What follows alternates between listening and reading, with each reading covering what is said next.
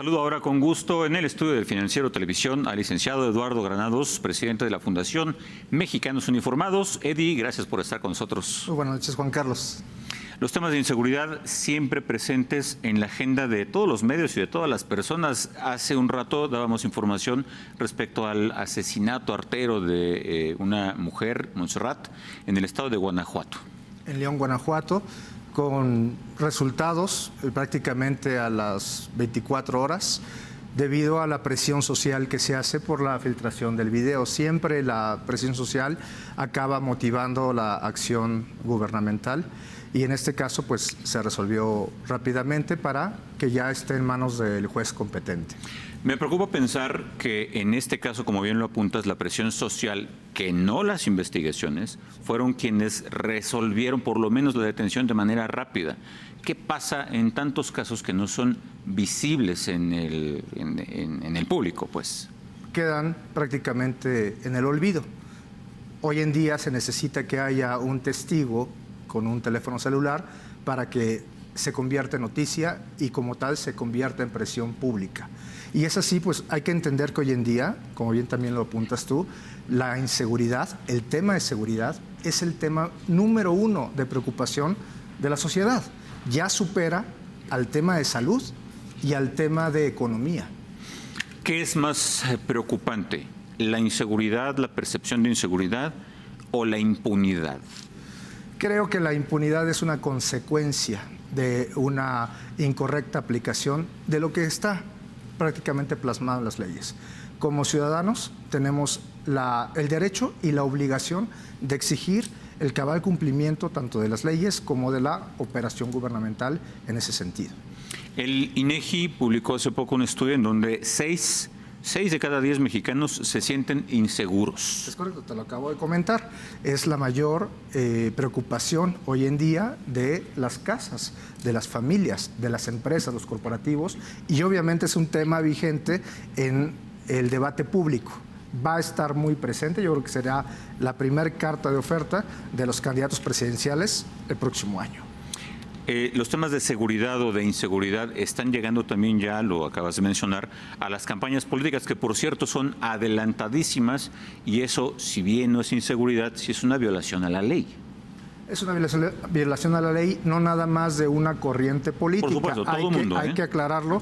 Me llama la atención las consecuencias que puede haber posterior a todo esto, ¿no? Creo que va a ser un tema de análisis y va a ser un tema muy presente en tu programa, las consecuencias que va a haber en algún momento de toda esta agitación, que creo que es inédito, Hay violaciones constantes a diferentes leyes, a diferentes tiempos, a diferentes procesos.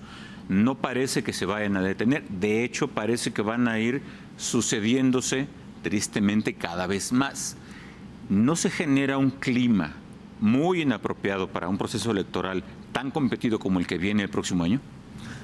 Definitivamente. Creo que no podría haber quien ponga en duda esta situación y creo que tenemos que también aprender de esta experiencia. Es muy importante que como nación entendamos que México está viviendo situaciones y desafíos completamente atípicos. Tenemos que estar muy pendientes de lo que ocurre y tenemos que aprender de estas experiencias. Ocurren dos circunstancias. Por un lado, muchas situaciones quedan en manos de los organismos de procuración de justicia, de jueces, magistrados, en fin, se resolverán ahí algunas, otras, quién sabe. Pero por otro lado, el clima de violencia también va en aumento incluso en los procesos electorales. Te pregunto, ¿hay riesgo de ver violencia ya dentro de una campaña, alrededor de una campaña, alrededor de un personaje político? El riesgo prevalece. Acabamos de vivir una situación que no nada más es exclusiva a México. Lo acabamos de vivir recientemente con nuestro país vecino y obviamente tenemos que estar pues también conscientes de que es una situación que se puede dar en México, pues definitivamente. O sea, estamos hablando de supuestos, pero sí es una posibilidad. Vivimos en un país con altos índices de violencia, pero también vivimos en un país que está armado. Hablando de un país armado, si no estoy equivocado, el número de uniformados en el país, entre las Fuerzas Armadas, policías de todos los rangos, de todos los grados, deben andar por ahí de los 3,5 millones, un poquito más, un poquito menos. son muchas personas armadas. Sí. Unas muy capacitadas, muy fortalecidas como el Ejército, las Fuerzas Armadas, Claro. y otros que han estado, pues francamente, olvidados como, pensaría yo, en policías municipales, policías estatales. Policías municipales, policías estatales, pero ¿sabes una cosa? La policía municipal es la autoridad que tiene más contacto directo con la sociedad.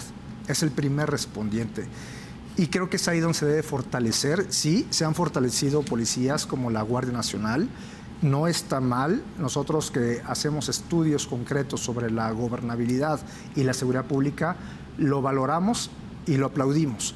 Pero sí también identificamos graves desafíos porque las policías que no se han fortalecido son las policías municipales. Y como bien lo comentas, México es un país tan maravilloso pero tan plural que no puedes comparar a la policía de municipios como Zapopan, como San Nicolás Garza García, con policías del sur del país. De pronto pensemos en el estado de Oaxaca, donde tenemos más de 500 municipios y tenemos policías comunitarias de usos y costumbres que ni siquiera están reglamentadas, uniformadas. Olvidemos el tema de capacitación.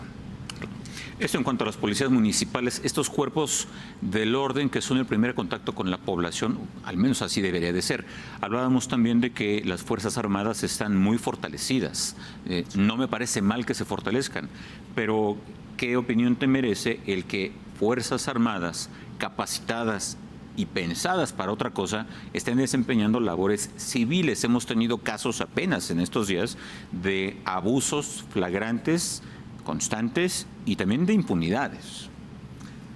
Como bien lo apuntas, se ha fortalecido este tipo de policías y también se ha distraído los objetivos de la milicia. No nada más, te repito, no es un caso exclusivo de México, es un caso que se ha repetido en otros países. Definitivamente los militares tienen funciones que son distintas, no contrarias, distintas al ejercicio de la seguridad pública. Sin embargo, también están facultados para desempeñar ese tipo de funciones en situaciones muy concretas, ¿no? Creo que se va a discutir en los próximos meses si México continúa con esa política o se cambia. Es un tema definitivamente electoral. Y aquí entra un tema, pues, neurálgico: la politización de la seguridad pública. Los cuerpos armados, hablando de ejército, hablando de marina, ¿deben de regresar a los cuarteles a cumplir su función para la cual fueron pensados o deberían permanecer en las calles? Te lo pregunto por un caso concreto. Acabamos de entrevistar a personas en el gobierno de Tamaulipas, en donde nos decían, un analista en Tamaulipas que nos decía que a lo largo de 10 años ha habido Fuerzas Armadas en las calles y la inseguridad no ha decrecido, la seguridad no ha mejorado y sí ha habido violaciones constantes y abusos por parte de uniformados. Claro, y también hay que apuntar que no es una decisión tomada en esta administración. De acuerdo. Coincido completamente. Los resultados son evidentes. No ha habido la reacción que debería de verse reflejada en los índices de seguridad. Entonces creo que definitivamente se debe hacer una reflexión interna como país, como autoridades, incluso a nivel político, la pertinencia de mantener a Fuerzas Armadas en ejercicio de seguridad pública, porque no fueron entrenados para ello. Pero también hay que señalar que como sociedad, yo soy sociedad civil, como sociedad en muchos de estos lugares, ellos mismos están solicitando la presencia de las Fuerzas Armadas, claro, porque hay una credibilidad en ellos. Sí, reconocemos que ha habido situaciones lamentables, pero también ha habido acciones muy, muy positivas en favor de la gobernabilidad y la estabilidad social de este país. Estamos en el último tramo prácticamente de esta administración, de la administración federal. El tema de la inseguridad se ha reconocido incluso en algunas autoridades que es una asignatura pendiente.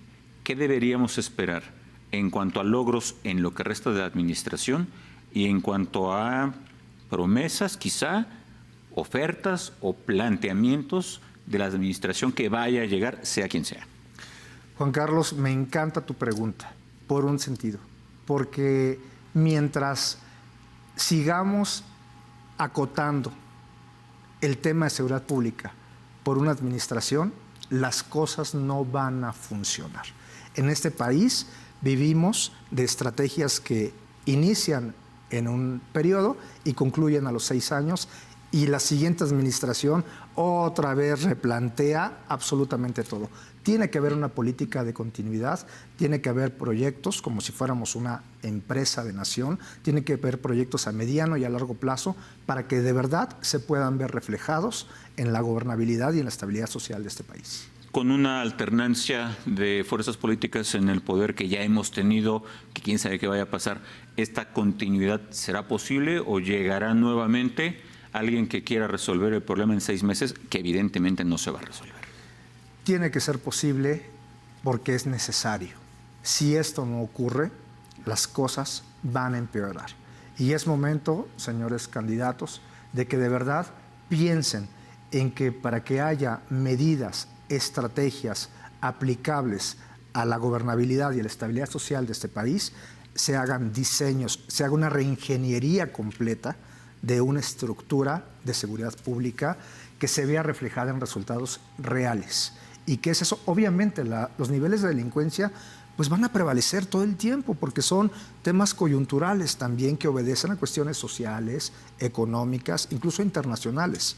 Pero definitivamente se tienen que tomar acciones que sean reflejadas en resultados concretos. ¿Qué pasa en el caso de la inseguridad derivada de la delincuencia organizada?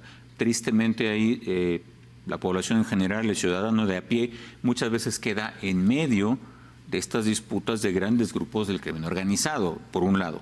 Y por otro, los mismos grupos del crimen organizado están presionando constantemente, extorsionando, cobrando derechos de piso. Entonces la sociedad está afectada por los dos lados. Por supuesto, las autoridades tienen que hacer su trabajo. Es su obligación, es su responsabilidad. Tienen que actuar y tienen que enfrentar definitivamente a la delincuencia organizada, que no nada más es narcotráfico.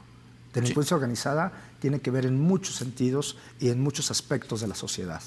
Hace poco revisaba una estadística respecto al número de personas o número de procesos que llegan a una sentencia condenatoria, llámese el delito que sea. Y el número es francamente bajo. El incentivo para cometer un delito por esta circunstancia de que es muy probable que no me vaya a pasar nada es muy alto. ¿Cómo lo revertimos?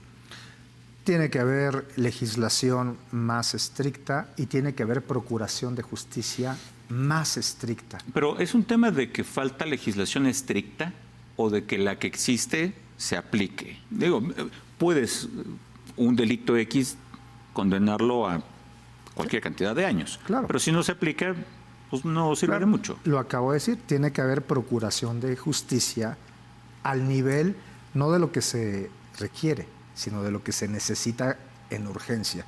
Creo que México tiene leyes muy completas. La aplicación de estas leyes no siempre obedecen al interés social. Muchas veces tenemos que reconocer los niveles de impunidad y también de falta de credibilidad, porque muchos delitos no son denunciados. Y regresamos a como pero iniciamos. Es un círculo vicioso, ¿no? O sea, yo no lo denuncio porque no veo un resultado. Claro. Y el que tiene que dar un resultado no actúa porque no hay una denuncia. Entonces, en algún momento se tiene que romper esta cadena. Se tiene que reconocer y se tiene que actuar. Mientras no se reconozca, no se puede actuar. El interés de la sociedad con temas legítimos de seguridad, no de la inseguridad derivada del crimen organizado, sino de la que tiene todos los días en su casa, con su familia, en las personas, lo que vemos en las calles. ¿Cómo se verá reflejado en planes, programas, propuestas de los candidatos? Creo que esa pregunta tendría que contestarla a los candidatos. Lo que nosotros tenemos que tener como sociedad es información de parte de ellos, pero también tenemos que exigir el cumplimiento de lo que dicen. Y claro, reconocerles, apoyarles y valorarles. Es importante que haya un discurso propositivo, constructivo. La crítica es buena, pero también tenemos incluso el derecho como sociedad de aportar. Muy bien. Eddie, ¿tu pronóstico sobre niveles de inseguridad de aquí a lo que resta de la administración? No es Digo, entendiendo que no es optimista. Entendiendo que no es un asunto de apuesta, pues, no es un juego de azar. Pero como analista, que no fuera así. Como analista, creo que tenemos que entender que cada 6 años pasa exactamente lo mismo. Empiezan a debilitarse la contundencia de las áreas de gobierno porque están pensando en la continuidad en el cargo o las acciones a seguir. Y eso debilita... O en el próximo cargo. Por eso. Entonces, creo que tengo los elementos para decirte que no son optimistas, pero confío en que podamos como mexicanos encontrar salidas, porque si no es así, las cosas pueden empeorar. Empeorar que no le conviene a nadie. Evidentemente. A todos nos conviene que le vaya bien al presidente de la República, que le vaya bien a los titulares del Ejecutivo Estatal, que le vaya bien a los gobernantes, porque si a ellos les va bien, le va bien a México. Pero no debe de ser un discurso político, tiene que ser una realidad. Pues con esta reflexión nos quedamos, Eduardo, Eddie, te agradezco mucho tu participación, tus palabras y espero verte por aquí en otra ocasión.